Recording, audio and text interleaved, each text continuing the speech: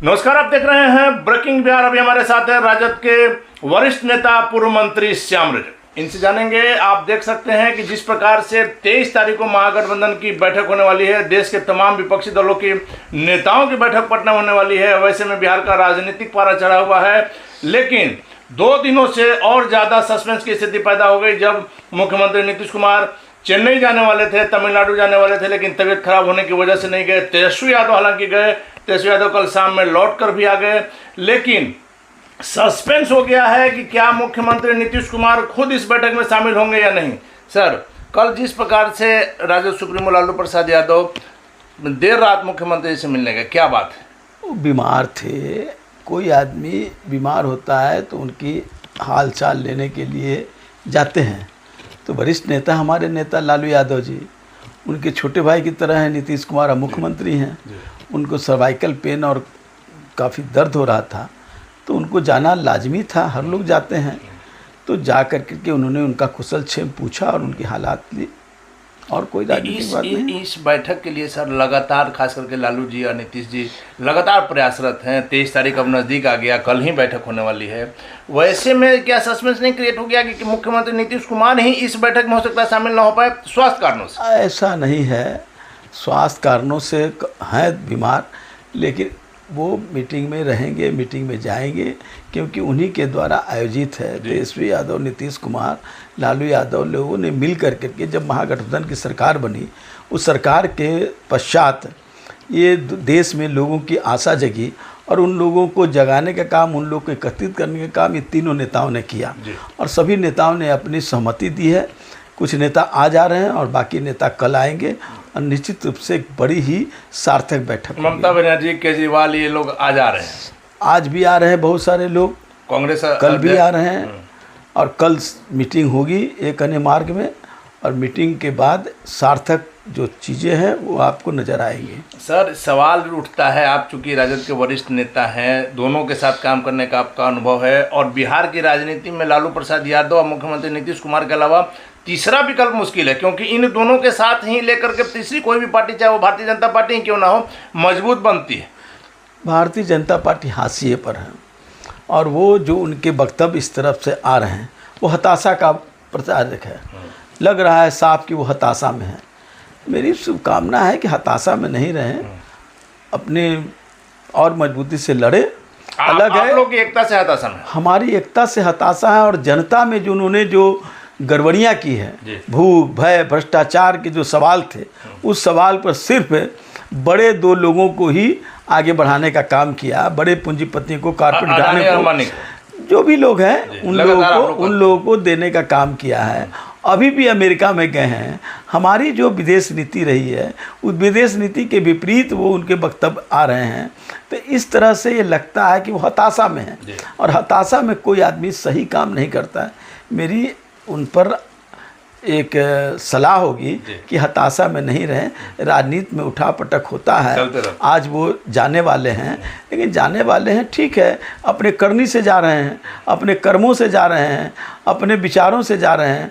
जनता उनको बहुत दिन तक बर्दाश्त की, अब जनता उनको हताश ले जा रही है पीछे में। लेकिन सर, श्याम रजक की जो बिहार की राजनीति में जो हिस्सेदारी है, जो अनुभव है, इसी आधार पर आपसे पूछ रहे हैं कि आपने देखा होगा कि मुख्यमंत्री नीतीश कुमार की किसी भी बात का बड़ा अर्थ होता है, वो बाद में समझ में आता है। जिस प्रकार से उन्होंने 17 में किया सर, कि जाकर राजगीर में चले गए और आप लोगों को कह दिया कि पब्लिक डोमेन में बात रखिए, और सबसे बड़ी बात मुख्यमंत्री जी ने कही कि चुनाव पहले हो सकता है। इसका सर आप क्या देखिए, जिस तरह से आप देख रहे हैं हताशा में है बीजेपी, कुछ भी कर सकती है। आपको याद कीजिए, बड़े ही इन लोग अच्छे दिनों की याद दिला रहे थे, और माननीय श्री अटल बिहारी वाजपेयी जी ने समय के पहले उन्होंने चुनाव करा दिया, तो कभी भी करा सकते हैं, इनकी भी वही हो सकती है। माना जाए कि विधानसभा चुनाव जो 2025 में संभावित है, होना है, उसको पहले भी कराया जा सकता है। वो कभी भी करा दें, हम लोग कहीं भी हतप्रभ नहीं है। जनता हम लोग के साथ है, जनता आपके साथ है सर, लेकिन मांझी जी आपके साथ नहीं रहे। छोड़िए ना, मांझी जी का जाना आना ये तो कर्म पर बराबर बना रहा है। आप उनके पूरे इतिहास को देखिए, वो बड़े वरिष्ठ हैं, हमसे अनुभवी हैं, हम उनका आदर करते हैं बुजुर्ग के नाते। लेकिन उनकी जो कार्यकलाप रहे हैं वो कार्यकलाप को आप खुद परख करें, और परख करेंगे तो यही पाएंगे कि उनकी स्थिरता कभी नहीं रही। मैं बार बार पहले भी कहता रहा हूँ, उनके साथ भी रहा हूँ, तब भी हमने कहा है कि मांझी जी स्थिर रहें और अपने विचारों के लिए प्रतिबद्ध रहें, विचारों को बदले करने का काम नहीं करें और अस्थिर नहीं रहें। लेकिन सर, राजनीति संभावनाओं का खेल है। वैसे में जब 7 दल, सवाल तो उठता है सर कि 7 दल जो आप लोग अच्छी तरह से सरकार चला रहे थे, जब आप एक नहीं रह सके तो तमाम देश के हमारा सब एक है, कहीं कोई अंतर नहीं हुआ है।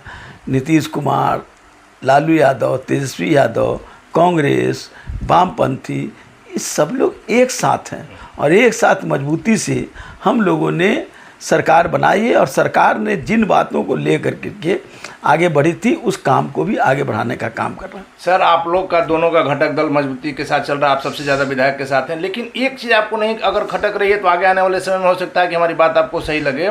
जिस प्रकार से जीतन राम मांझी गए, मुख्यमंत्री नीतीश कुमार ने ईजी वे में जाने दिया, क्या इसके पीछे सब चीज़ सही लग रहा है? एकदम सही है। जो आदमी रहना नहीं चाहे उनको ज़बरदस्ती तो बांध करके नहीं रख पाएंगे। वो लोग तो करेंगे, हम लोग महागठबंधन में रहना चाहते, क्या कर रहे हैं, उनके क्रियाकलाप को आप देखिए ना, कब क्या करते रहे हैं, विगत सरकार में रहते हुए भी उनके कार्यकलाप क्या रहे हैं, किस किस से मिलते रहे हैं, क्या क्या वक्तव्य देते रहे हैं। उन वक्तव्यों को अगर आप समाहित करेंगे तो यही पाएंगे कि वो आदमी कन्फ्यूज हैं और वो कभी भी स्थिरता के साथ नहीं है, सिर्फ अपने हक के लिए वो विचार करते हैं। लेकिन सर, कन्फ्यूजनेस के बावजूद तो दोबारा आप लोगों ने उनको रखा, जान रहे हैं कि हम बड़ी लड़ाई में उनको भी शामिल करना चाहते थे, लेकिन वो शामिल नहीं अब हो रहे हैं, तो उससे मुझे कोई गिला शिकवा नहीं है। वो अपना काम करें, वो जाए एनडीए में, अपने आप को जब वो अपने आप को गड्ढे में गिरना ही चाहते हैं तो हम कौन होते हैं उनको बचाने? आपकी बातों से सर पूरी तरह से माना जाए कि महागठबंधन में बिहार में सब कुछ ठीक चल रहा है। बिहार में भी ठीक चल रहा है और 23 तारीख के बाद आप देखेंगे कि देश में एक नई लहर आएगी और जो मनुवाद के प्रवर्तक लोग हैं, जिन लोगों ने सिंगोल को आधार बना करके देश में राजतंत्र लाने की साजिश कर रहे हैं, इन सारे लोगों का पटाक्षेप हो जाएगा। सर, आखिरी सवाल मेरा है कि आप जानते हैं कि बिहार में जिस प्रकार से मुख्यमंत्री नीतीश कुमार एनडीए के साथ थे, बीजेपी के साथ थे, पिछली बार 39 सीट, वैसे में जब प्रधानमंत्री मोदी की, अमित शाह के सारा ध्यान बिहार में है, ये चीज़ तो आप मानेंगे सर, लगातार जो आ रहे हैं और आने का क्रम अभी बना हुआ है, वैसे में अगर एक संभावना नहीं बन रही है कि मुख्यमंत्री नीतीश कुमार को अपने पाला में करने के लिए एनडीए हर संभव प्रयास करेगी? देखिए, और संपर्क जारी है सर, जहाँ तक हमारी देखिए, नीतीश कुमार जी जनता के साथ हैं और जनता आज जिस तरह से परेशान है एनडीए से, उस परेशानी के वो पहचान करते हैं और वो विचारों के लिए प्रतिबद्ध माने जाते हैं, वो विजन के प्रति प्रतिबद्ध माने जाते हैं। और जब से महागठबंधन की सरकार बनी है तब से क्या क्या नहीं साजिश करने का काम किया है, उन साजिशों को हम लोग घबराने वाले नहीं हैं। हम लोग अपने मिशन में चले हैं और मिशन को मंजिल तक पहुंचा करके ही हम दम लेंगे। चलिए, धन्यवाद सर। तो आपने देखा, श्याम रजक ने सारे अटकलों पर विराम लगा दिया है। मुख्यमंत्री नीतीश कुमार कल की बैठक में शामिल होंगे और एनडीए में उनके जाने की बात, शीर्ष नेतृत्व से बात करने की सभी बातों को श्याम रजक जी ने खारिज किया है। हालांकि श्याम रजक की बातों का क्या असर होगा देखना काफी दिलचस्प होगा। फिलहाल आप बने रहे ब्रेकिंग वक्त।